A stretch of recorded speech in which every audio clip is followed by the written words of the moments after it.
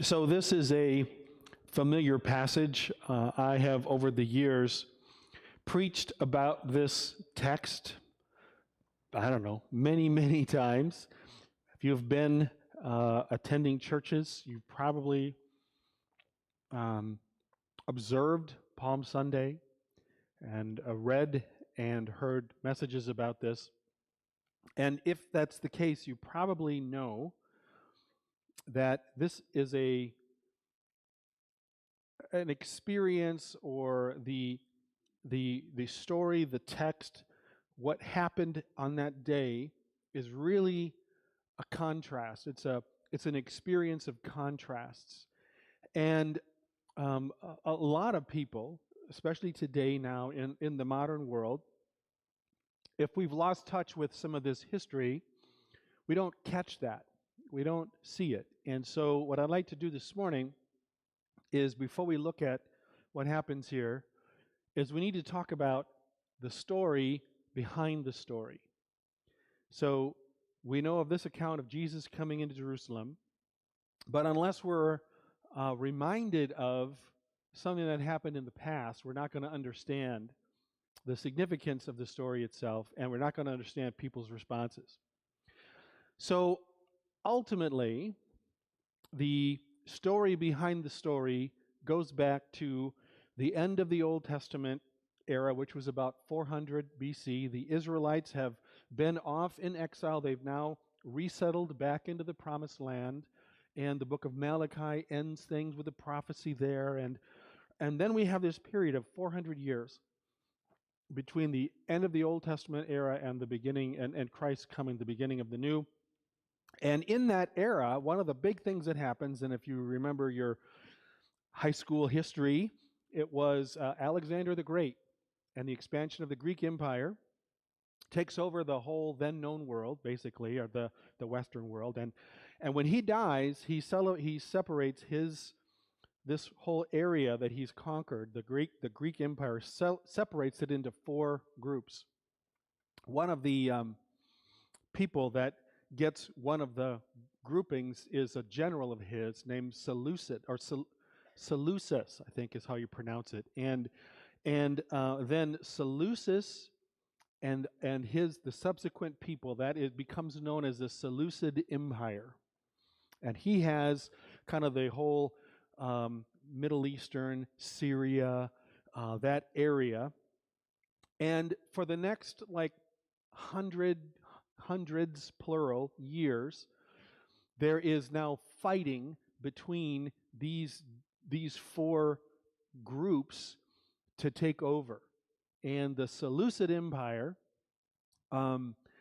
is one of the more powerful ones, and they wind up taking over the area that is the promised land, is where Israel and Jerusalem.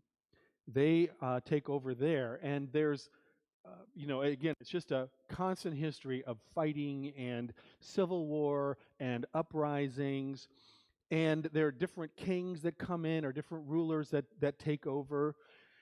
And at a certain point, there's the relations are so bad between the Jews who live there and the Seleucid Empire that they try to do the worst thing that they could possibly do, and that is they take over the temple of Jerusalem, and they sacrifice a pig on the altar. So, like the most unkosher animal, they sacrifice it just to sort of insult the Jews. And this sets off yet another rebellion of the Jews against the Seleucids. And this is led by this family. There's a bunch of brothers named the Maccabees.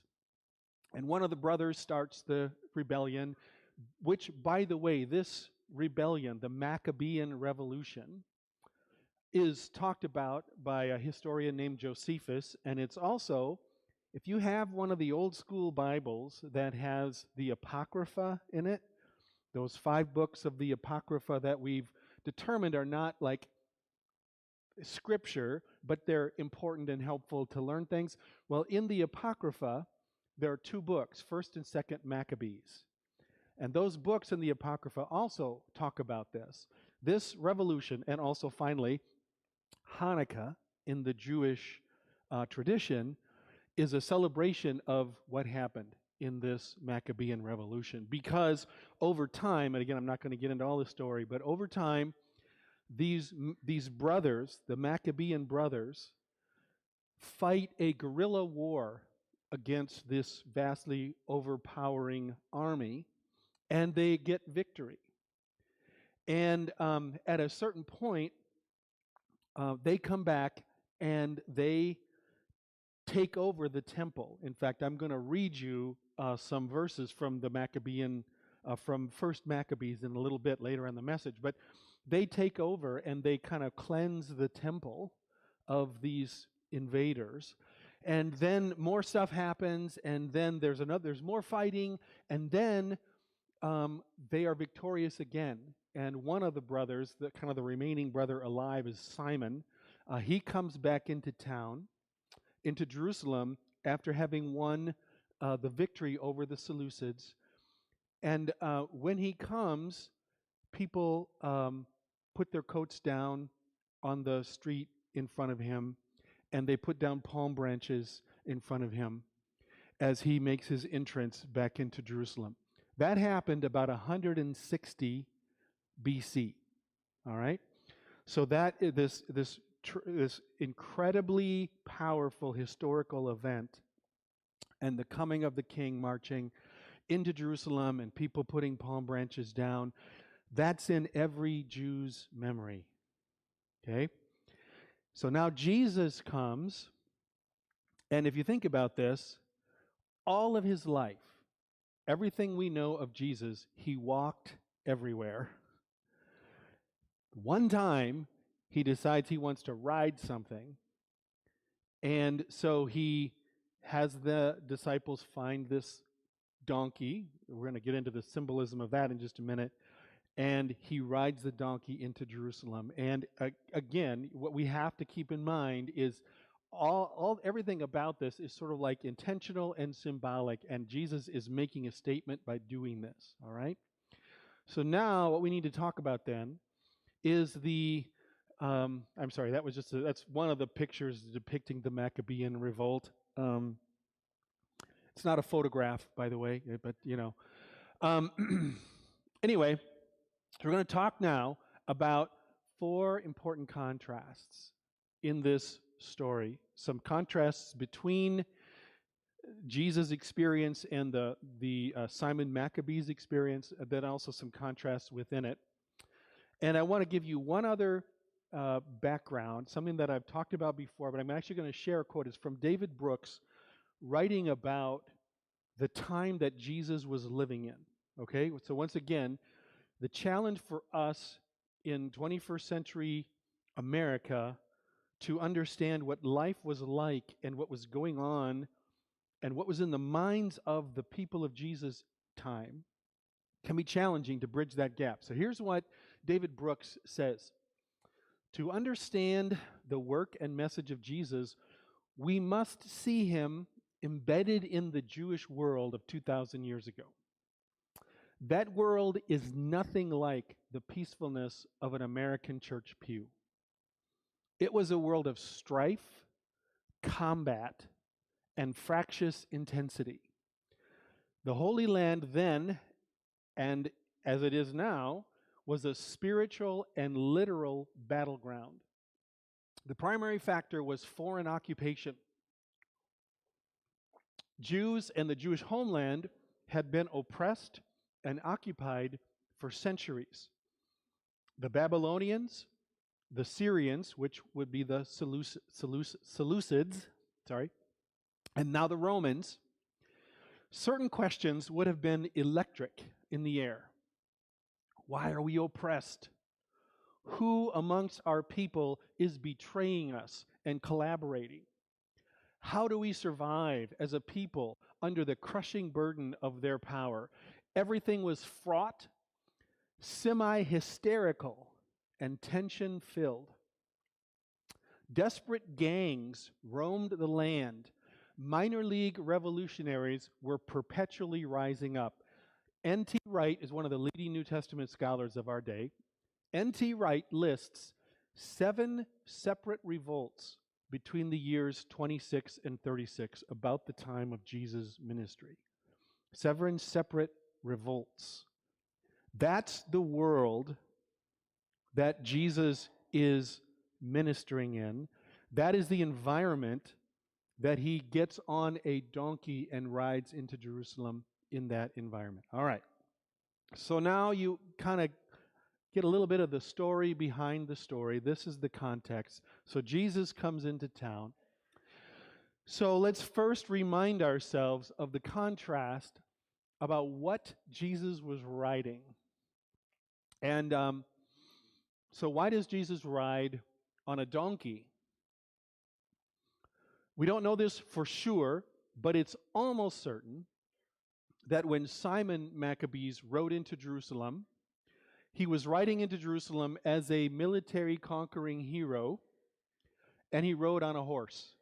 So the leaders of kings and generals and leaders of nations would ride on horses, partly symbolizing their power, right? Jesus, however, rides on a donkey. And this, in part, is because of the connection to the Old Testament prophecy about, this is, again, if you have your Bible there, verse 4, this was to fulfill what was spoken through the prophet. Say to the daughter of Zion, your king comes to you gentle and riding on a donkey, on a colt, the foal of a donkey. Some translations say humble and riding on a donkey. And so we want to be careful about not making too much of this, but there's a different experience, there's a different look, there's a different feel, there's a different message being sent by Jesus to come into town on a donkey rather than on a horse, as a typical leader would. It also, so it relates to this promise, and yeah, there's a little bit of, we might think, well, he's doing it to be humble. It's about being humble. And that word is used there, or gentle, in this prophecy. These verses, what is it from? It's from Zechariah 9. But if you read that whole section of Zechariah, even that section that promises, or that prophesies this king coming in riding on a donkey, it also does talk about him overpowering the enemies. So it's not like completely like the pacifist Jesus coming into town. It's a different thing. But the other thing about this, the other symbolism, would be going back to King David, back in the history of the Old Testament, when David was about to die, and there was fights about who was going to be his successor, and one of his sons rose up to lead the, basically saying, I'm going to take over, I'm going to be the king, and David wanted his son Solomon to be the king. One of the aspects of that is he had Solomon come into Jerusalem riding on a donkey. And so there's something about the idea of a king coming into a town, or the king coming into Jerusalem riding on a donkey. And so Jesus is very deliberately making known his understanding of who he is. And more or less, he could pretty much like be holding a sign, I'm the king, when he comes into town this way. And the people got it. They understood. And they're like, oh yeah, he's coming in as the king, just like Simon Maccabees did back a couple hundred years ago. And they've put down their palm branches and they're shouting this, and they're very, very thrilled about what Jesus is going to do. All right, the second contrast, which is not obvious at first, but if you look closely, and also if you look at the original language, you catch this. There's a big distinction between the crowds as Jesus is coming into town, and then the people in the city itself. So within the crowd, or within the on this journey as Jesus is coming into town, and by the way, here's another aspect of this, or a way to imagine this. Some of us have had the opportunity to actually be in Jerusalem, and it's the crazy thing is, um, the ancient city is smaller than you might think. And so you're on this temple, which is a massive thing, and then you look out, and there's a little valley here, and there's a big hill, and that's the Mount of Olives. Okay? So Jesus is processing down the Mount of Olives, and you can see the Mount of Olives. You can, and you could probably hear a crowd making noise when Jesus is coming in. And so now think about this. There are the Roman soldiers stationed on the temple, looking over and seeing. And by the way, there's a special extra legion of soldiers that get brought into Jerusalem during the Passover week because they're afraid of the potential of rebellion, right? So there's an extra special battalion of Roman soldiers there, and they're sitting there on the temple, and they can see Jesus coming down the mountain. So this is like a very public, it's quite a spectacle, right?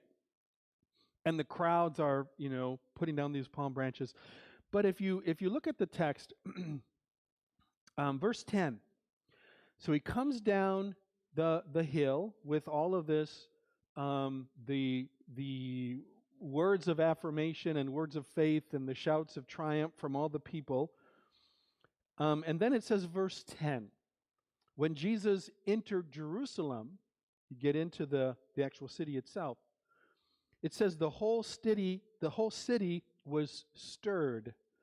Some translations say disturbed. And in fact, the Greek word is has a seismos in it, from which we get seismic activity, like volcanic activity.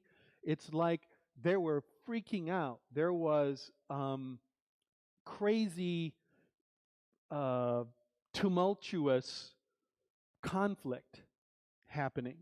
They're really bothered by this and really disturbed about it. And then they're saying, "Who is this?" And then the people say, "Well, this is Jesus, the prophet from Nazareth." So this is happening on Passover, around the Passover time, when people from all around the kind of the region, the then known world, are coming into Jerusalem, and it's a crazy environment. It's in the context of lots of political turmoil and revolutions, and now Jesus comes into town with this procession, and it's like the Maccabean thing all over again. And you can imagine the stress, maybe some people super bothered, some people super excited, some people like, finally we have this person who's going to lead us and to lead a rebellion that's going to work. This is a person who's sent by God to save us. So then this is why I read the next few verses. Because remember what I said about the Maccabees? They fought a victory, and they come into town, and what do? They rescue the temple from the terrible desecration that has happened. They kick the Greeks out of the temple. In fact, I'll go ahead and read this. This is from Maccabees 4, 1 Maccabees 4. At that time, Judas, that was one of the Maccabee brothers, Judas and his brothers said, "Look, our enemies have been crushed. Let's go up and cleanse and rededicate the sanctuary." All the army gathered together. They went up to Mount Zion. They found the sanctuary deserted, the altar treated with disrespect, and the gates burned. In the courts, bushes had sprung up like an open field or on one of the mountains. And so they saw the priest's chambers were in ruins as well. And so they tore their clothes, they mourned with great sorrow, they sprinkled their heads with ashes and fell face down on the ground. Then, when the trumpet sounded a signal, they cried out to heaven. And Judas chose some soldiers to fight against those stationed on the elevated fortress. Again, the temple is this big fortress on a hill. And so they come up and fight against those who are stationed on the hill. And until he completed cleansing the sanctuary, he selected priests who were blameless and devoted to the law, and they cleansed the sanctuary and took the polluted stones to a ritually unclean place. All right, so that's what the Maccabees did.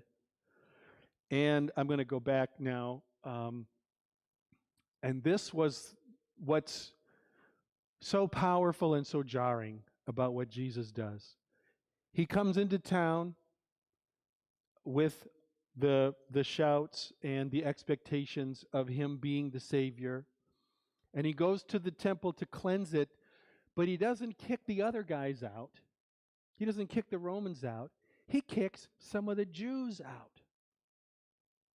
He cleanses the temple from internal defilement, not external defilement. All right. So now the final one, and this is where we're going to get a little uncomfortable. There's a contrast here. I think a lot of people with this account especially, but even other accounts, we tend to read this stuff and we kind of pat ourselves on the back and we think about how those people were all so stupid and ungodly, they didn't recognize Jesus for who he was. Man, if we had been there, we're so smart and we're so godly, we would have recognized Jesus. We would have figured this out. It's just those dumb people there, those ungodly people, those terrible people. I don't know. David McCullough is one of, I think he's passed away now. He's one of the great biographers, wrote Truman, I forget, a few other biographies of famous people. And he was once asked about this. I had the quote somewhere. I could not find it for this message today. But basically he said this, the challenge of writing history is that to try to get people to understand history is that we look back on history and we look back on it from the perspective of how it turns out. And so we think, well, of course it's going to turn out that way. And then we, think of the people who had other choices or went other directions that we think they were just stupid and ignorant. But we have to remember that our past was their present. And you know how the present world that we're living in, things seem confusing and things seem uncertain, and sometimes we're not sure who to believe and which way to go. And it's that kind of place that the people of Jesus' time were in. And the people in Jesus' city were asking, who is this Jesus? And I believe that's a question that we need to keep reminding ourselves, keep reflecting on today. Because we tend to have this assumption that we understand Jesus, that this is exactly how the spiritual life works, but then Jesus comes and surprises us. Then Jesus comes and calls us to do something that we wouldn't think we should do, or that Jesus comes to us and challenges us sometimes, and it can be difficult. I've emphasized this before, but I just feel like the need to say it again, that people in our world today, Jesus almost seems like a unifying figure. Everybody likes Jesus. Muslims love Jesus. Spiritual but not religious people love Jesus. Hindus love Jesus. Everybody loves Jesus. But is it really Jesus that people are reacting to. Because when Jesus was actually here, and people actually heard him, he was very divisive. A lot of people heard him and struggled, were questioned. Anne Lamott years ago said, you can safely assume that you've created God in your own image when it turns out that God hates the same people that you do. There's a tendency that we have to sort of take the Christian message and fold it into all of our other beliefs and to focus on the parts of it that sort of reinforce our beliefs. And a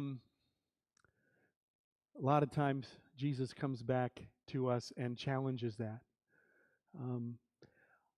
I'll just have to say that throughout this message series, as I've been doing the reading and study and preparing for these messages, I've been struck again by this difference, and I'm having a hard time communicating it exactly. I'm looking forward to Q&A so we can talk about this some more after the service. But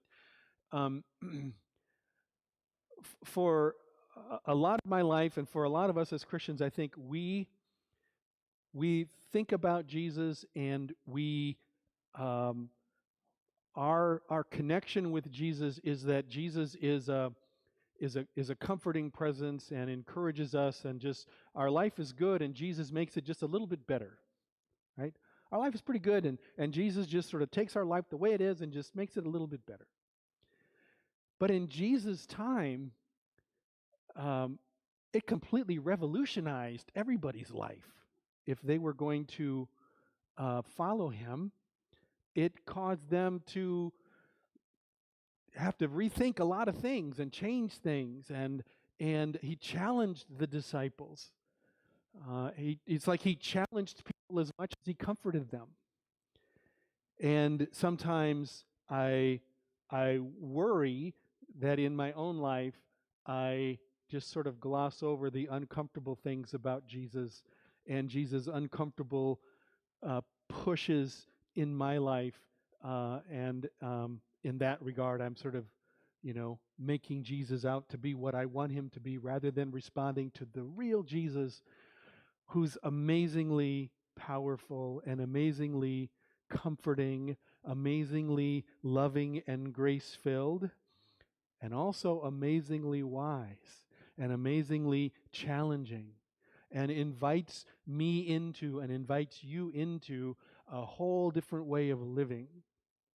And we're going to go back to that slide. Who is this Jesus? Who am I responding to? Who am I listening to? And I just pray that as we are reflecting this week on Christ's death and resurrection, and what it means to be his followers, and what it means to receive new life from him, that we will again be responding to the real Jesus.